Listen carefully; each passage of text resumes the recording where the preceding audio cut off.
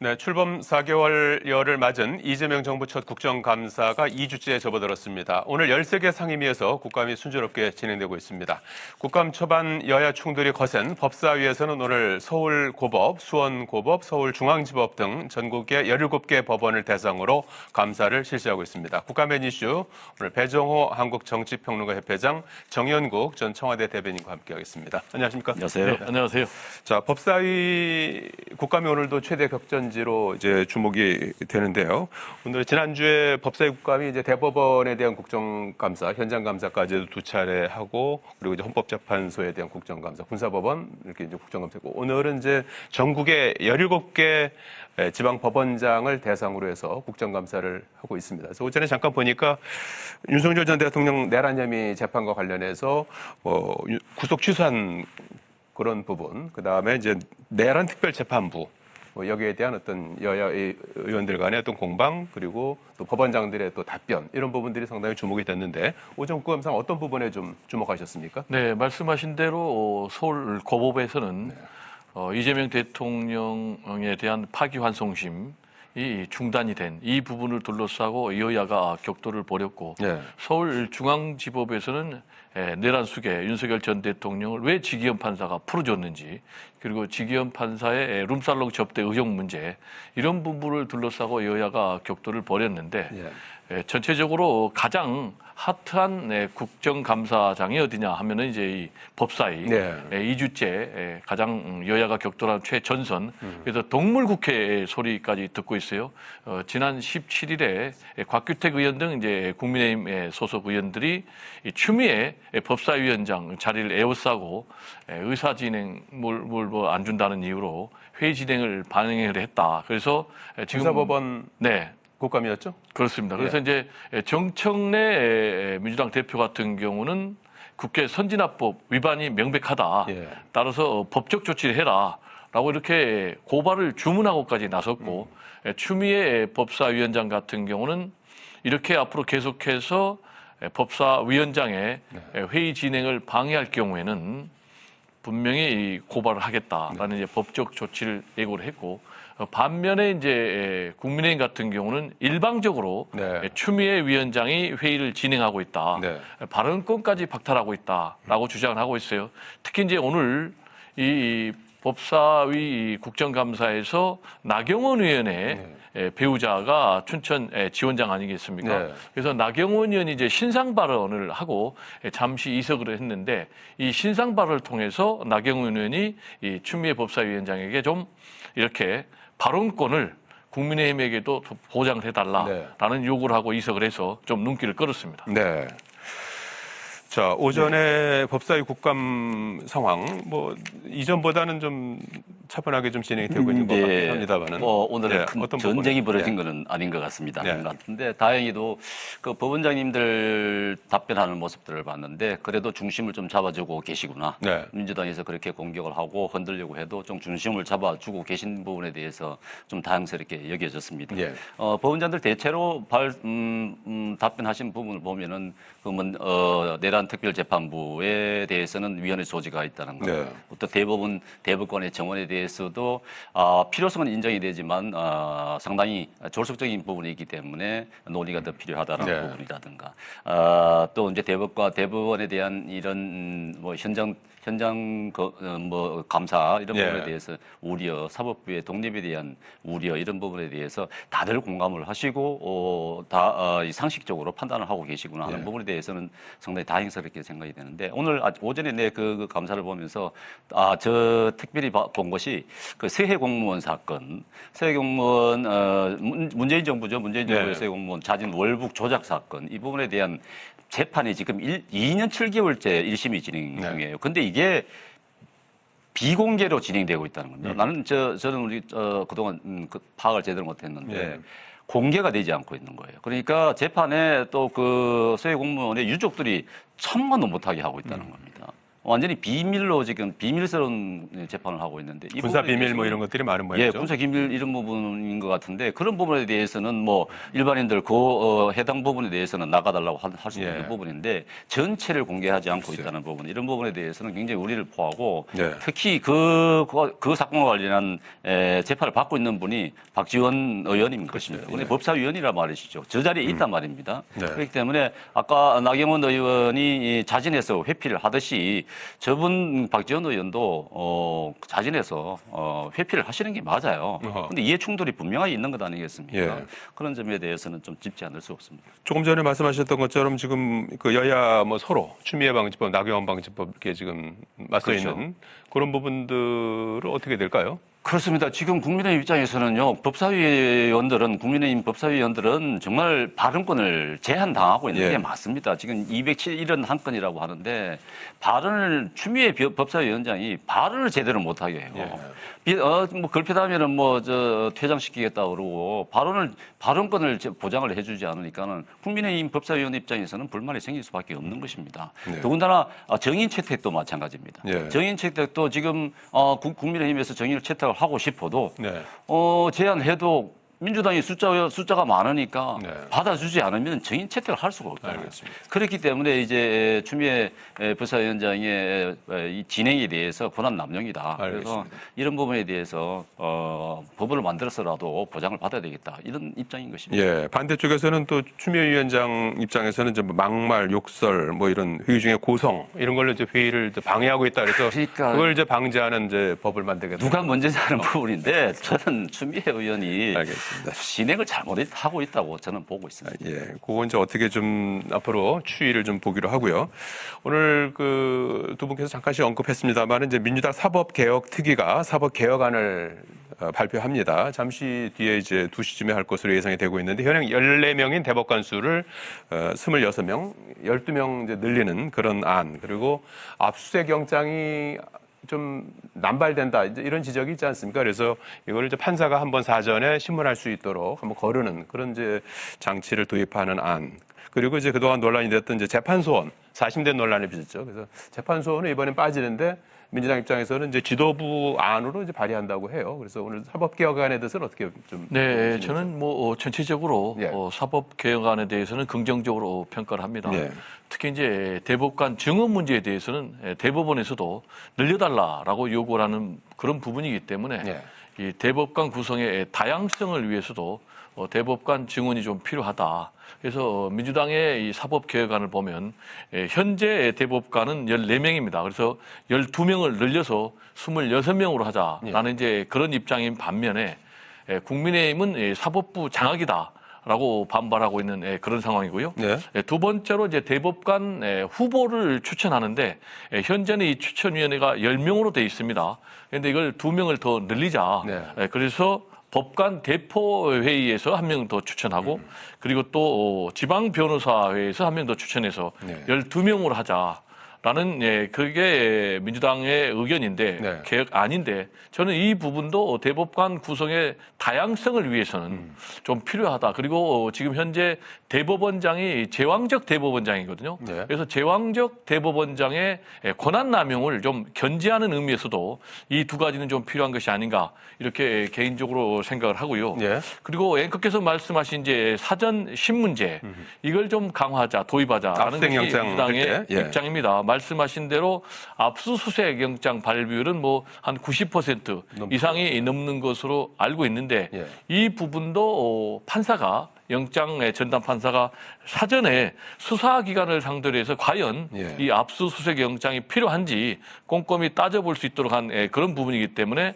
저는 좀 필요하다라는 이제 그런 입장이고요. 예. 그리고 네 번째로는 이제 하급식 판결문 이거는 형사 사건입니다. 공개하자라는 게 이제 민주당이 준비한 사법개혁안인데 네. 최종적으로 대법원 확정 판결 나기 전에는 1, 2심의 이 판결문은 공개하지 않도록 돼 있는데 반면에 민사라든지 또는 뭐 행정이라든지 특허 사건 같은 경우는 하급식 판결문을 공개를 하거든요. 그러면 이제 형평성에서도 맞지 않고 더 중요한 것은 국민의 알 권리를 좀 강화하고 특히 또 판사들에 대한 국민들의 좀 감시 이런 부분을 강화하는 측면에서도 저는 하급식 판결문을 좀 공개할 필요가 있다라는 이제 그런 입장입니다. 예, 알겠습니다. 자, 정 대변인님은 뭐 지금 국민의 입장에서는 사법개혁에서 어떤 부분을 가장 지금 반대하는 것 같아요? 사법개혁의 본질은 이제 대법관 정원이죠. 대법관 정원이 증원하는 문제. 정원이 이제 14명에서 26명으로 늘리는 것인데 저희들이 보기에는 이것은 명백하게 사법부 장악을 위한 법안이다. 볼 수밖에 없는 것이고 이것은 이재명 대통령의 이 사법 리스크를 완전히 해소시켜주는 법안이다. 이렇게 볼 수밖에 없습니다. 그럴 수밖에 없는 것이 지금 만약에 26명으로 된다 하면은 그 가운데서 이재명 대통령이 임명할 수 있는 대법관이 22명입니다. 22명이에요. 임기 내에 임명할 수 있는 게 22명입니다. 거의 대부분을 이재명 대통령이 임명을 하는 것이죠. 물론 대법원의 업무가 폭주를 해서 대법관 정원이 필요하다는 얘기도 있습니다. 그렇기 때문에 과거부터 그래서 상고심 제도를 상고법원을 만들자 이렇게 얘기했던 거잖아요. 근데 상고법원 만들자 상고법원을 다른 조직을 두고 한다 그러면은 인사체계도 다 같이 이루어지는 것이기 때문에 공정성이 보장이 된단 말입니다. 그런데 그 당시만 하더라도 민주당 반대를 해서 못했는 것인데 물론 대법원의 업무를 좀 완화시켜주는 의미에서 필요하다고 생각이 됩니다만은 이게 시기적으로 대통령 한 명이 22명을 임명을 하는 것 아니겠습니까? 더군다나 재판이 걸려 있는 대통령이란 말이죠. 그렇기 때문에 국민들 입장에서는 이것은 대법원을 장악하는 것 아니냐 하는 의구심을 가지지 않을 수 없는 것입니다. 당연한 것이죠. 그리고 더군다나 이게 만약에 대법관이 22명이 대통령 임명을 했다 합시다. 그래서 이제 지금 파기환송이 된 고등법원의 재판이 유죄가 나왔다 합시다.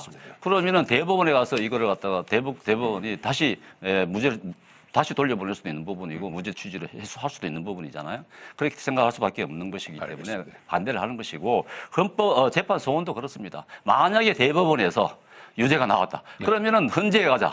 헌재에서 그럼 다시 또 들여다보자. 이런 의도로 만드는 것이 아니냐 하는 것이 저희들의 시각인 것입니다. 너무 이제 일방적인 얘기만 하니까요. 지금 아까도 말씀드렸듯이 대법관을 증언하자라는 부분은 대법원에서도 찬성하고 있어요. 그 이유는 대법관 한 명에게 지금 할당된 재판이 수천 건이나 되니까 너무나 업무가 가중하다. 그리고 두 번째로는 그렇게 되다 보니까 이 재판이 지연이 돼서 재판 지연에 따른 그 피해는 국민에게 돌아간다라는 이제 그런 입장이고요. 이 22명을 이재명 대통령이 임명하게 된다라는 것과 관련해서는 좀 오해를 불러일으키는데요. 조희대 대법원장 같은 경우 이제 70세가 되면 본인이 물러나니까 그 공백까지 여기에 포함됐다라는 문제를 얘기를 하고 이재명 대통령이 임명을 하지만 결국 이 대법관을 추천하는 거는 추천위원회에서 한다라는 이제 그런 말씀을 좀 분명히 드립니다. 알겠습니다. 거기에 대한 답변 좀 간단히 하시겠어요? 네, 물론 추천위원회에서 추천을 하죠. 추천을 하면은 대통령 임명하는 그런 시스템인데 그렇다 하더라도 대통령의 의중이 반영이 안 될 수 없는 것이고 그거는 지금까지 우리가 봐왔던 것 아니겠습니까? 그렇기 때문에 우려를 표하는 것이죠. 사법개혁에 대해서 뭐 국민들께서도 뭐 대체로 이제 찬성하시는 분들이 많지 않을까 싶은데 조금 전에 말씀한 것처럼 그런 오해를 좀 불식시키고 또 시스템에 어떤 문제는 없는지 무엇보다도 이제 당사자들과 소통하면서 개혁을 추진해가면 되지 않을까. 그러니까 관련된 부분들과 충분한 논의가 있어야 됩니다. 알겠습니다. 자, 그리고 오늘 정무위 국감에서는 11호 부동산 대책이 또 쟁점이 되기도 했습니다. 국민의힘은 정부 부동산 정책과 관련해서 중산층의 거주 이전을 가로막는 부동산 철책이다. 이렇게 담장을 쌓은 것이다. 이제 이렇게 주장을 하는 그런 감사위원도 있었고요. 여기에 대해서 이혁은 금융위원장은 당장 수요부터 부동산 급등세가 이어지면서 수요부터 잡아야 될 필요가 있다 이런 입장을 내놓고 추가적으로 공급 대책을 예고하기도 했습니다. 그래서 오늘 정무위 국감 어떻게 보셨습니까? 네, 일단 말씀하신 대로 수요만 억제해가지고 현재의 수도권을 중심으로 한 부동산 문제가 해결되느냐, 해결 안 되는 거죠. 예. 반드시 수요 억제 대책 플러스 공급 대책이 함께 병행돼야만이 현재 부동산 문제 해결할 수 있다라는 것은 뭐 삼척동자하면 당연히 다 알고 여야도 다 공감하는 이제 그런 부분이죠. 그렇다면은 이 공급 부족 문제는 언제부터 야기되느냐라는 것과 관련해서는 전 정권 책임을 얘기하는 것이 아니고 전 정권 문제에서 이게 비롯됐다라고 안 할 수가 없는 거예요. 그래서 전 정권은 이 공급 문제에 있어서는 자유로울 수가 없다. 특히 이제 뭐 윤석열 정권에서 135만 호를 공급하기로 했는데 AI에게 물어봤더니 뭐 20만 호도 준공이 제대로 됐는지 모를 정도로 윤석열 정권 3년에서는 공급에 실패됐다라는 좀 말씀을 좀 드리고요. 지금 이제 이 공급을 늘려야 되는 이 문제와 관련해서는 무조건 좀 정쟁화해서 상대당에게 이 책임을 좀 떠넘길 것이 아니고 이런 부분에 있어서 좀 여야가 함께 초당적으로 머리를 좀 맞대서 공급 문제를 어떻게 하면은 해결할 수 있는지 함께 머리를 맞댔으면 좋겠고 기본적으로는 이 공공임대 주택을 대거 공급을 해야 된다라는 의견이 이제 전문가들이 강조하는 그런 부분이고요. 동시에 이 공공임대 주택을 공급하는 것을 국가만 다 하지 말고 공공이 지원하는 민간 임대 주택을 좀 공급을 해야 된다. 그래서 이 문제와 관련해서는 좀 민간과 공공이 함께 협력하는 이런 부분도 좀 도입할 필요가 있다라는 이제 전문가들의 의견이 있어서 저는 공급과 관련해서는 이 두 가지가 이재명 정부에서 좀 반드시 이루어졌으면 좋겠다. 그리고 마지막으로는 현재 폭등하고 있는 수도권의 이 부동산 문제를 그러면 뒷짐지고 볼 수만 있겠는가? 라는 것과 관련해서는 긴급적으로 이런 대책을 내놓을 수밖에 없다라는 말씀도 좀 드리고 싶습니다. 부동산 대책과 관련해서는 뭐 추가적인 대책이 좀 나와야 된다고 당연히 보시죠? 나와야 되겠죠. 당연히 나와야 되는데 지금 정부의 방향이 잘못 잡혔다고 봅니다. 저는 지난 문재인 정부 때 소득주도 성장과 같은 맥락이라고 보여집니다. 소득주도 성장이 돈을 줘서 소득을 늘려서 소비를 늘리고 생산을 늘리려 생각했는데 그게 잘못된 거죠. 생산을 늘려서 소득을 늘려서 소비를 늘리게 해야 되는 것이에요. 그래서 선순환돼야 되는 것인데 이것도 마찬가지입니다. 공급을 늘려서 수요를 억제해야 되는 것인데 수요를 먼저 억제해서 공급은 나중에 대체했다. 이건 아니거든요. 지금 아마 지금 전월세 대란이 벌어질 수밖에 없을 것입니다. 글쎄요. 지금 젊은 층들을 너무나 지금 허탈해하고 있습니다. 어떻게든지 좀 돈을 좀 벌어서 어떻게 해서든지 조금 불려서 나가면서 서울에 진입해보고 싶은 생각을 갖고 노력하는데 이제는 그런 꿈도 가지지 못하는 그런 상황이 되어버렸어요. 이게 지금 어떤 추가적인 대책이 없으면은 굉장히 심각한 문제가 발생할 것이라고 저는 보고 있습니다. 자, 그리고 오늘 농해수위 국정감사도 이제 주목이 됐는데요. 지난주 농해수위는 농림부, 해수부 이런 데 이제 주요 기관에 대해서 국정감사를 이제 마친 상태고 오늘은 이제 정부 외청이라고 할 수 있는 산림청 같은 이제 7개 기관에 대한 국정감사를 하고 있는데 산불, 산사태 방지 계획 이런 이제 정책 감사가 있었고 추가로 이제 김현지 대통령실 제1 부속실장이 이번에 이제 부임한 산림청장 임명에 인사에 관여했다 이제 이런 의혹이 또 공방전을 벌이기도 했는데 여기에 대해서 좀 새로운 내용이 좀 나왔습니까? 일단 뭐 국민의힘은 기승전 김현지예요. 모든 문제의 결론은 다 김현지로 가고 있는데 이건 좀 너무 지나친 정치 공세가 아닌가. 말씀하신 대로 산림청장에 대해서도 이 김현지 부속실장이 연루됐다라는 의혹을 제기를 했었어요. 김장겸 이제 MBC 출신 국회의원인데 이 김현지 부속실장이 김인호 산림청장의 제자다, 신구대. 그래서 봐주기를 해가지고 임명이 됐다라는 것인데 실상을 알아보니까 신구대 출신이 아니고 상명대 출신이에요. 그러니까 이제 이 김장겸 국회의원의 문제 제기 자체가 허위 사실이니까 이 부분에 대해서는 좀 상당히 좀 실망스럽고 오늘 이제 국감에서도 이 김인호 산림청장이 성남 시장 시절 이재명 대통령 그리고 경기도지사 시절에 성남과 또 경기도의 자문위원을 했다. 그래서 또 봐주기 그런 임명을 한 것 아니냐라는 의혹을 제기를 하고 있는데 그럼 자문위원이 다 산림청장 되는 건 아니잖아요.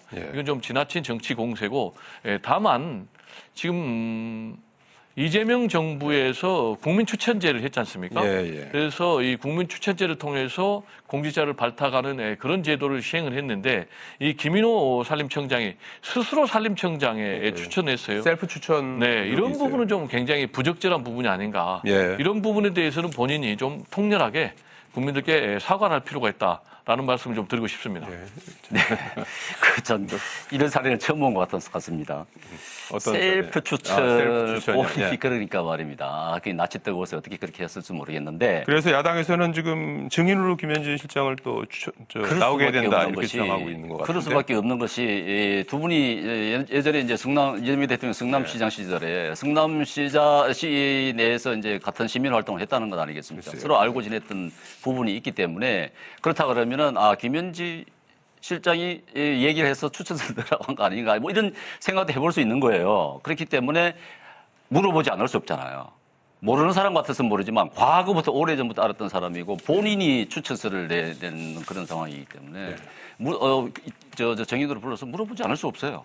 지금 김현지 실장에 대해서 너무나 민주당에서 과민 반응을 보이는데 왜 안 나오는 겁니까? 다들 아니 뭐 특별히 뭐 방어할 게 없다면서요. 그렇다고 그러면 나와서 대답을 하면 되는 것인데 궁금증이 더해졌습니다. 궁금증이. 그 김현지 실장에 대해서도 저도 궁금증이 더해졌는데 나와서 좀 질문을 받았으면 좋겠습니다. 네. 아니 물어만 보면 뭐가 문제겠어요. 물어보는 게 아니라 아예 기정사실화 해가지고 허위사실을 폭로하니까 문제가 되는 거죠. 일단 한번 나와보시죠. 자, 오늘은 여기까지 하겠습니다. 고맙습니다. 감사합니다. 고맙습니다.